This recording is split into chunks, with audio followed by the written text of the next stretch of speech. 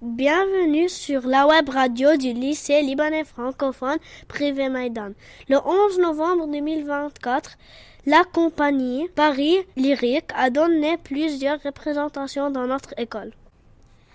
Entre deux levées de rideau, nous avons pu poser nos questions à Françoise Krief, auteure de la pièce « Tout va très bien, Madame la Diva » et à Juliette Brulin, danseuse et comédienne.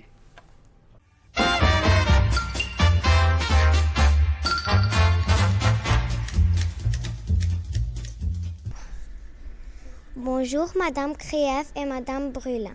Bienvenue au lycée libanais francophone privé Maïdan. Merci de nous accorder cet entretien.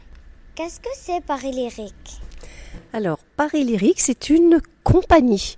Donc on dit compagnie, Paris Lyrique. Ça veut dire que ça réunit plusieurs musiciens, chanteurs, chanteuses, danseurs, il y a même des pianistes, des violonistes, voilà, et c'est ça qui forme une compagnie, et c'est moi qui l'ai créée il y a pas mal d'années maintenant, à peu près 15 ans, voilà, et je suis très contente de gérer cette belle compagnie qui vient de Paris, comme son nom l'indique. Pourquoi avez-vous appelé votre spectacle « Tout va très bien, Madame la Diva » ? Alors, Tout va très bien, Madame la Diva. Est-ce que vous connaissez la chanson Tout va très bien, Madame la Marquise ? Vous la connaissez ? Et c'est une histoire où il se passe plein de malheurs, mais à chaque fois on dit tout va très bien, Madame la Marquise. Il y a le feu, il y a sa maison qui prend feu, etc. Et je trouvais que c'était drôle de m'inspirer de ce titre. Et au lieu de faire Marquise, j'ai pris Diva. Vous savez ce que c'est qu'une diva ? C'est donc une chanteuse. Et donc c'est la chanson, vous allez le voir tout à l'heure, que va faire chanter d'ailleurs Juliette à tous les enfants. On espère que vous chanterez. C'est pour encourager la diva, alors que ça se passe très très mal. On va lui dire tout va très bien, Madame la Diva. Voilà, j'ai eu cette idée, le titre est resté comme ça, voilà. J'aime bien ce titre, il est rigolo. J'espère qu'on comprend que c'est un spectacle rigolo, voilà. Parce que la chanson est rigolote, tout va très bien, Madame la Marquise. Donc là, j'ai fait un spectacle, ce qu'on appelle burlesque. Vous savez ce que ça veut dire, burlesque ? Voilà, c'est-à-dire pas trop sérieux. Voilà, j'espère que vous allez vous amuser avec ce spectacle. De quel type de spectacle s'agit-il ? Alors, il s'agit d'un spectacle, je l'appellerais théâtre musical.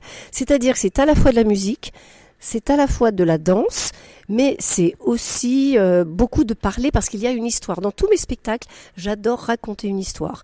Voilà, donc c'est un spectacle musical, de théâtre musical, danse et opéra. Voilà, je le résume comme ça. Pouvez-vous nous expliquer ce que c'est le burlesque ? Alors, burlesque, ça veut dire que on va pas faire les choses sérieusement. Voilà, normalement, vous allez voir ce spectacle, les gens vont ressortir avec le sourire. Je dis pas que vous allez éclater de rire, peut-être que si, hein. Mais burlesque, ça veut dire que volontairement, on a mis des scènes qui devrait faire rire parce que c'est pas sérieux. Par exemple, elle met un costume, il lui va pas. Elle met un costume, elle le tient avec ses dents. Alors, elle parle comme ça. Voilà, c'est des choses assez drôles. On va la forcer à chanter alors qu'elle n'a pas envie parce qu'elle n'est pas prête. Je ne sais pas si vous connaissez l'histoire, mais c'est l'histoire d'une diva, d'une chanteuse qui arrive dans un petit village de montagne où il fait froid. C'est pas comme ici. Il y a de la neige et normalement elle doit chanter avec son pianiste, son chanteur, un régisseur qui doit lui mettre le son, la lumière et eux ils sont bloqués dans la tempête de neige. Donc elle arrive toute seule, elle dit on annule tout, c'est normal. Mais ce qu'on appelle le régisseur, c'est-à-dire celui qui gère un peu le théâtre, il a dit non, pas question, il faut que vous chantiez. Et alors il va improviser. En fait vous allez croire que c'est que de l'improvisation. Il va dire vous n'avez pas de pianiste ? Moi je vais vous mettre une musique sur internet, voilà, sur YouTube. Elle ne connaît pas YouTube, en plus, c'est pas son truc. Voilà, et c'est ça qui va être drôle, c'est qu'il va y avoir plein de choses nouvelles, inconnues, qui fait que normalement, ça devrait être burlesque. Qu'est-ce qui vous a donné envie de devenir chanteuse lyrique ? Alors, chanteuse lyrique, oh là là, assez petite, j'aimais bien chanter. Moi, on m'a dit, je ne sais pas si c'est vrai, quand j'étais à l'école, comme ça, à votre âge, que quand il y avait des chants, on me disait toujours d'être devant, et c'est moi qui voulais, et les maîtresses disaient, vous faites comme Françoise, je m'appelle Françoise. Et donc, je chantais juste, il paraît. Donc, tout le monde disait, faites comme Françoise. Donc, moi, j'y allais, je chantais. J'ai toujours aimé chanter. Ma maman m'a beaucoup mis de musique classique en faisant la vaisselle, de l'opéra. Et j'ai eu envie et j'ai commencé vraiment à étudier le chant à 18 ans. On peut avec le chant, autant avec la danse c'est différent, il faut commencer plus tôt, mais en chant on peut commencer à 18 ans quand la voix est déjà faite Et là, j'ai décidé. Voilà, donc j'étais au conservatoire et j'ai dit, je serai chanteuse. Venez-vous souvent présenter vos spectacles dans des écoles? Alors oui, très très souvent. Pourquoi ? Parce que bon, c'est très bien aussi, beaucoup d'écoles n'ont pas ce beau théâtre comme vous avez, mais très souvent, il y a des besoins de spectacles dans les écoles. Donc à Paris, on va dans toutes les écoles, on apporte nos 2 valises, on joue dans des préaux. Une fois, j'ai joué en extérieur, il faisait un peu froid.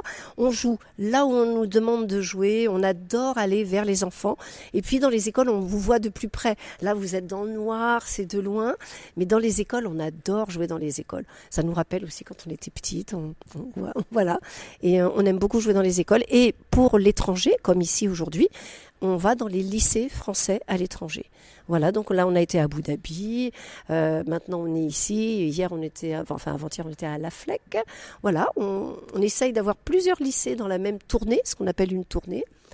Voilà, on a été à Bilbao, en Espagne, en Angleterre, à Luxembourg, on adore voyager. Est-ce que vous avez le trac avant les représentations? Tiens, ça je vais demander à Juliette. Allez. Juliette, as-tu le trac avant les représentations? Alors, oui, on a toujours un petit peu le trac parce que comme c'est du spectacle vivant, c'est pas comme le cinéma, on peut pas refaire si on s'est trompé. On peut pas dire, oh, on coupe, on refait la scène. Là, c'est du spectacle vivant, donc on a droit qu'à une seule chance. S'il se passe quelque chose sur scène, il faut faire avec. Comme tu vois tout à l'heure, j'ai tapé dans un décor, il est tombé. Fallait continuer. Et moi, il faut improviser. Que ça s'entende pas, mais je riais beaucoup parce que ça m'a fait beaucoup rire.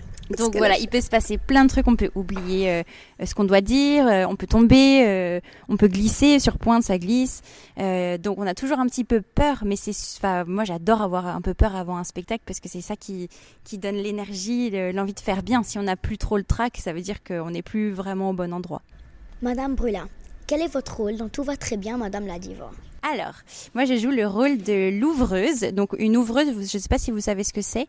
C'est la personne qui déchire les tickets à l'entrée et qui place les gens dans la salle. Voilà, donc à la base, je suis juste ouvreuse, sauf que comme je fais un peu de danse et que la diva, elle est un petit peu en panique parce que ses musiciens, ils sont pas arrivés, je vais essayer de sauver le spectacle en dansant pour essayer de donner un peu de dynamisme au spectacle. Voilà, donc je vais danser surtout et puis aider la diva à aller bien et à pas trop paniquer. Vous enseignez le ballet et le modern jazz. Quel est votre style de danse préféré? Alors, moi j'ai toujours adoré la danse classique et je trouve que c'est une super base. Quand on veut être danseur, il faut en avoir fait au moins un petit peu pour connaître, c'est vraiment la base de la danse. Mais je trouve qu'on est plus libre dans des danses comme le moderne, justement parce qu'on peut faire vraiment ce qu'on veut, alors que le classique c'est très codifié. Il y a des positions à respecter. C'est un peu comme les mathématiques, mais version danse, quoi. Donc je préfère le moderne, jazz, contemporain, tout ça. Comment est-ce que ça se passe quand on travaille avec différentes compagnies de spectacles? Ah, c'est une bonne question. Alors, en fait, déjà, il faut pas se mélanger les pinceaux avec toutes les chorégraphies, puisque des fois, je travaille avec Françoise sur des spectacles. Déjà, on a 2 spectacles, là. On vient de faire Nina, où j'ai le rôle titre du spectacle. Donc là, j'ai beaucoup de textes. Et après, je fais un autre spectacle, donc La Diva, que vous allez voir, où là, j'ai moins de textes et je suis juste danseuse. Mais je travaille aussi avec d'autres compagnies en France, des fois même dans des villes différentes. Donc un jour, c'est avec une compagnie, un autre jour, c'est avec une autre. Il faut valser un petit peu entre chaque ville et répétition et spectacle. Mais c'est bien, chaque journée est différente. Pouvez-vous nous parler de votre tournée en Chine? Oui, alors la tournée en Chine, c'était en 2018. J'étais engagée pour être danseuse dans une comédie musicale qui s'appelle Autant en emporte le vent. Je ne sais pas si vous connaissez le film. C'est un très très vieux film donc, et un livre aussi. Et du coup, on était 20 danseurs. C'était des très très très grandes scènes. On a joué à Shanghai, Pékin, Xi'an, Harbin aussi. On était proche de la Russie. Et du coup, il y avait des chanteurs qui venaient de New York. Nous, tous les danseurs, on venait de Paris.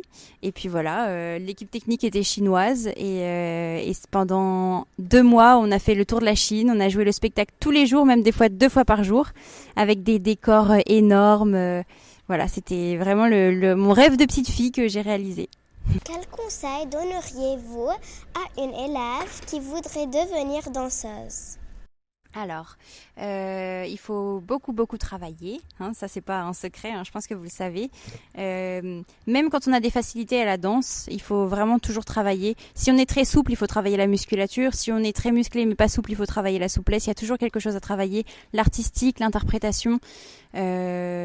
Après, voilà, il faut, même si des fois on pense qu'on n'est pas faite pour ça, et ben il faut continuer. Tu vois, moi par exemple, j'ai une malformation du bassin, donc j'aurais jamais pu aller à l'Opéra de Paris. Ça aurait été mon rêve d'être danseuse à l'Opéra de Paris, mais on m'a toujours dit, tu pourras pas parce que t'as pas le corps d'une danseuse classique. C'est les os qui bloquent, donc je vais pas aller me faire raboter les os. donc j'ai dit, ok, c'est pas grave, je serai pas danseuse à l'Opéra de Paris, mais je serai danseuse quand même. Et du coup, j'ai continué et je suis là aujourd'hui et je suis très heureuse. Merci, mesdames, pour le temps que vous nous avez accordé. Nous assisterons à votre spectacle avec plaisir cet après-midi. Très bien, mais c'est nous surtout qui vous remercions de venir, puis de nous avoir parlé comme ça, d'avoir échangé avec nous. Ça nous a fait très plaisir, n'est-ce pas, Juliette ? C'était super, merci beaucoup. Voilà, vous ne me verrez pas dans le spectacle. Je vous explique, en fait, dans ce spectacle, il n'y a pas de pianiste, justement, parce qu'il est bloqué dans la tempête de neige. Donc, on va mettre les musiques sur YouTube. Et donc, moi, cette fois, quelquefois, je fais le rôle de la diva. Mais aujourd'hui, je vais faire un rôle très difficile. Je serai cachée dans la petite cabine là-bas.